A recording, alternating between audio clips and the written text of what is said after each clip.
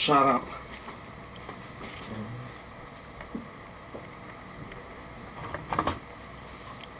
Илюха, а это что, это типа плафона? Угу.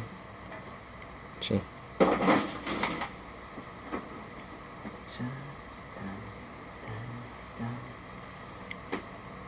Блять, тут даже кирзачи есть.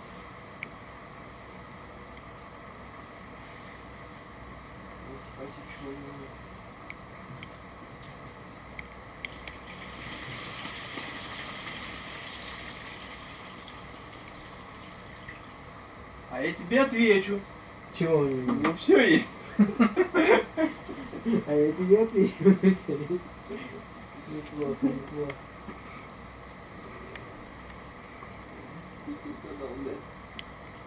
Че? Ты его резанул? А тиски есть у вас? Потому что не надо, не зажмешь. Потому что зажму. Что ты страдаешь всякой?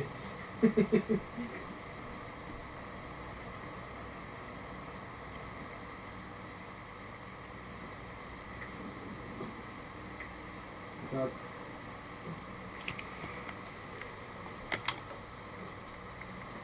Уже.